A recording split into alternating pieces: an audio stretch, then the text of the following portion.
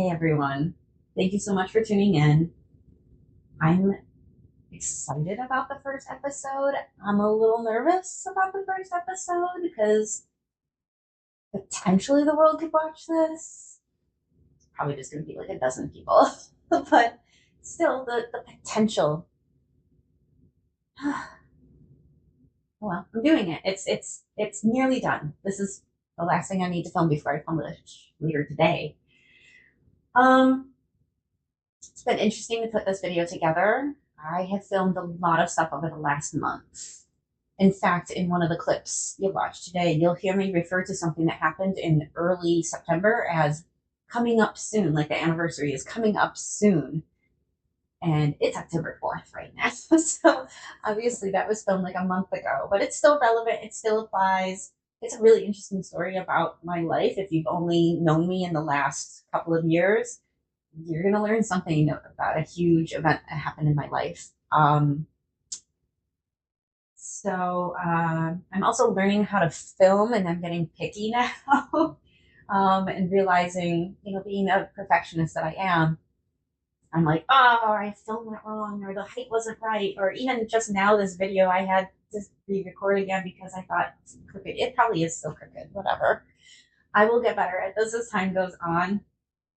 So I'm not going to sweat it too much right now. It'll also be interesting to see how I grow, how I get better at this. I actually filmed the very first thing that I filmed in portrait, not landscape. So I'm learning.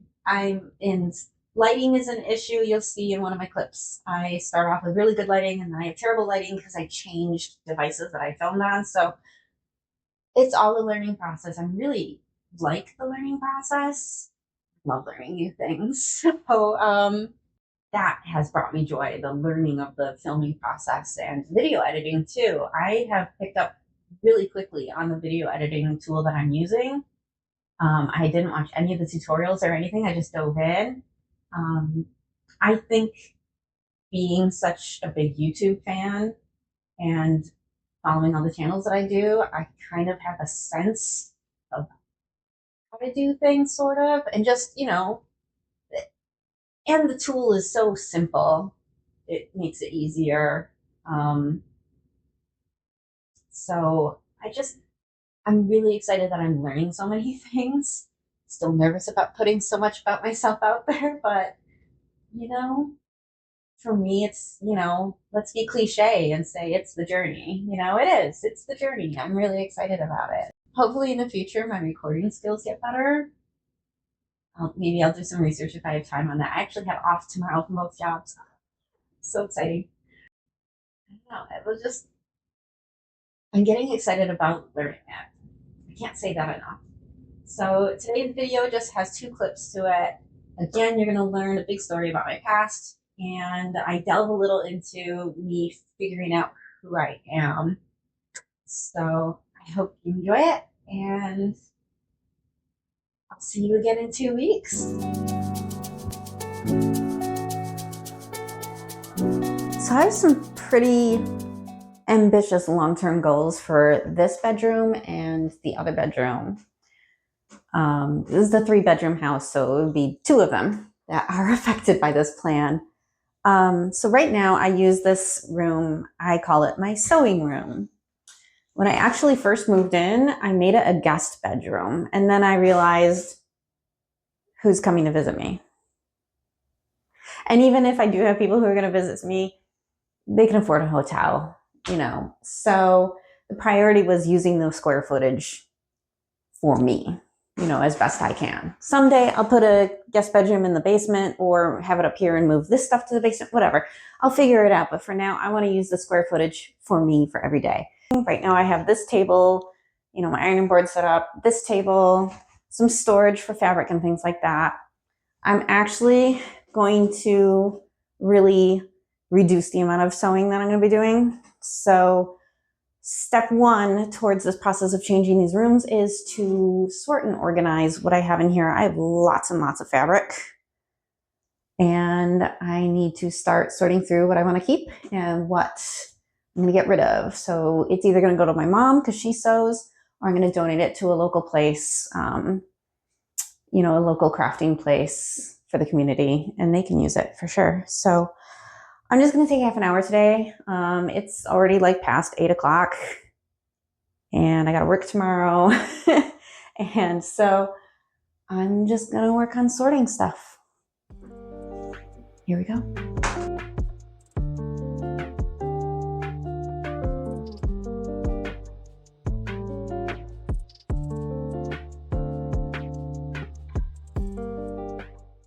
This is insane. I did make pillows out of them. I don't think I have them anymore. I don't know where they went. It's sad, but what else am I going to do with it?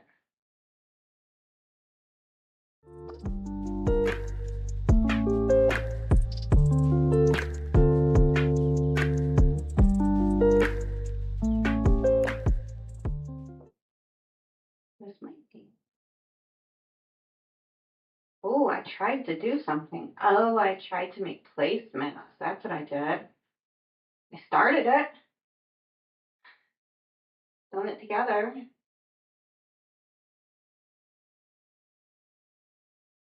Are these the rest of them cut out? This is the rest of them cut out.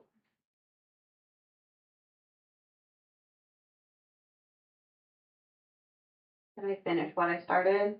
I should finish what I started. So much Christmas fabric.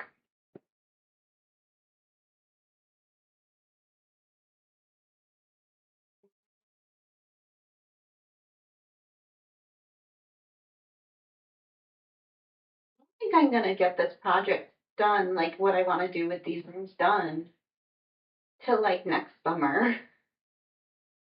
Because now that I'm seeing all these like half done projects that I really should just finish, yay ADHD, it's gonna take me all winter. Like it's barely fall. It's not even technically fall. And I need to finish these projects. When? When? I don't have the time. When? When am I gonna finish these projects?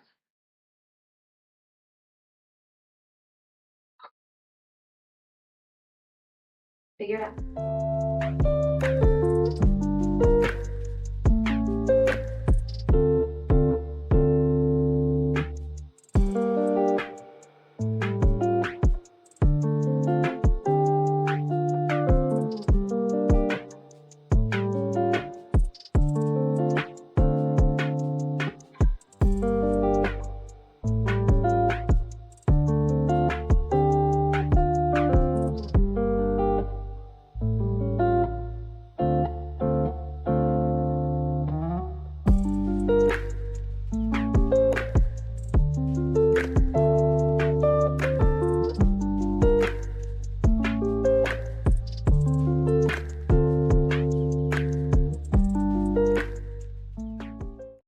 This is just 5 quilts.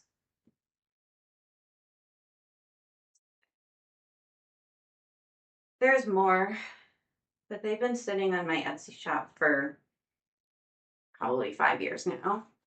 Because story time. Way back in 2011, September 2011, so we're coming up on the anniversary. The area I was living in had a huge like rainfall issue. We got 11 inches of rain in like 24 hours, and the ground was already saturated. And I wasn't in a flood zone, but I got a little over a foot of water in my house.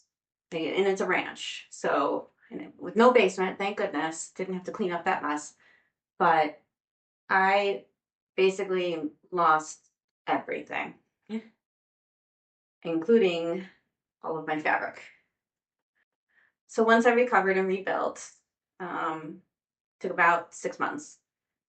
Every time I went to the fabric store, I would just check out the discount stuff, the remnants, everything. And I would just buy tons and tons of fabric. It was almost like overcompensation for the fact that I lost all that stuff. Then when COVID hit, I decided to come up to my hometown and stay at my mom's for 6 weeks. And I wasn't teaching. We didn't know what to do. So they were like, you're on pause. You're not teaching. So I was just sitting around. Same with my mom. She was over 55 or whatever their age limit was. And they said, you go home. We'll figure it out later. So the two of us are just sitting around doing nothing, taking my dog for 2 walks a day, which he loved. Oh my gosh. He benefited the most from COVID. Um, but when I packed up my car, when I went up to stay with her, I packed all of my fabric, all of my quilting supplies, everything. And we cranked out, I think it ended up being 18 quilts in the 6 weeks. So that's like what, 3 a week? And these are a lot of them. Yeah, definitely this owl one. Yeah, this is a lot of them. So we've given some away. I sold like maybe two. Nobody wants quilts. That's simple. My quilts are way too simple. But, it was fun. It was a nice creative outlet. It was nice seeing the colors come together. Like, oh, this is my favorite. And then, like, 3 quilts later, like, oh, this is my new favorite. So it was a fun thing to do. It was a good use of the materials that I had. But yeah, they've been sitting around for 5 years. I think it's time to give them up, donate them to some kind of charity that works with women and children, maybe. So I held them up. So it's a few days later. I dropped off the fabric to my mom and the supplies that I didn't want to my mom. She gladly took them. I bagged up the quilts, but I haven't donated them yet. I think I found a place, but I have to reach out to them to see if they want them. That's part of the process. You can't just show up and give it to them. So I got to reach out to them probably over the weekend. Um, I've decided I'm not going to bore you with any like time lapses of me working on projects. So I might pop on like in the middle of a video at some point over the next few months, like, hey, I finished this one, yay, and then move on. So I did find these aprons while I was sorting through, so that was fun. Good timing. It's September. I'll put them on my Etsy shop and see if anyone wants them. This one's Christmas cookies. Can't you tell? And then my random zebra one, because I like zebra print. I like zebras, I should say. I don't like zebra print per se. I just like zebras. But anyway, yeah. So I'm just going to work on some projects throughout the next few weeks, months, whatever. And I'll just share what I make. Just to show you I'm getting through it. Finishing these projects. Finally. Yay.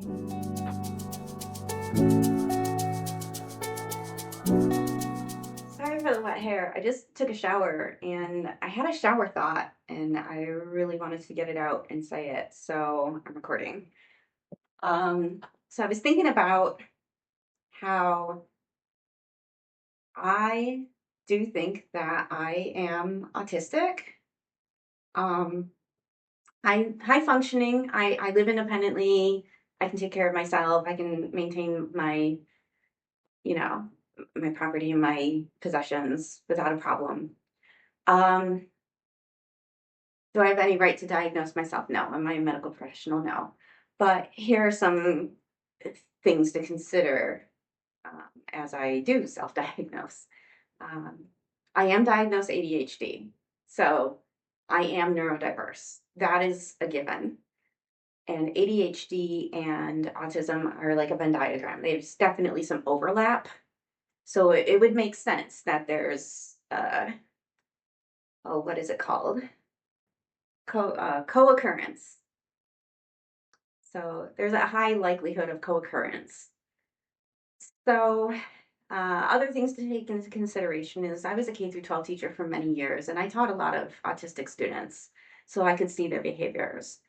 In my current job, I helped develop a course about autism, what it looks like, and how you can support an autistic person. And I honestly think that was the point when I was like, oh, yeah. But Like I said, I haven't gone out and gotten an official diagnosis. Maybe someday. I- Do I need it? N- Only for my own self reassurance. Like I don't want to be seen differently because of it. I don't want to like start using it as an excuse for things. I want to use it to explain things, to explain my behaviors, but I don't want to use it as an excuse. So, the way it affects me the most is in social interactions. Like in editing these videos, I've noticed I can't even look at the camera. Like I struggle looking at the camera dead on because I know, oh, this is awkward. Um, because I know that there's people watching on the other side, not like literally in the camera, but so I struggle with eye contact.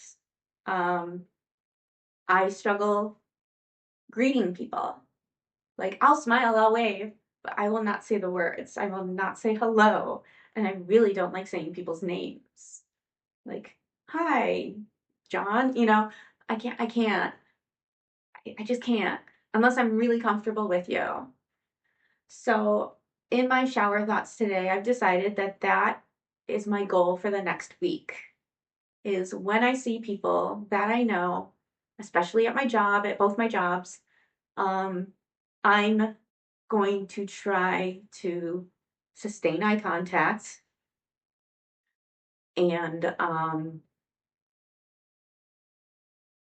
to greet people, like be the first person to say hello and preferably use their name to make it, that much more personal that I'm saying hi to you. Yes, you. Fight these tendencies. And yeah, I guess it's kind of normalizing myself. But we live in a world built for neurotypicals, and neurodivergents just have to adjust all the time. We're constantly being asked to adjust.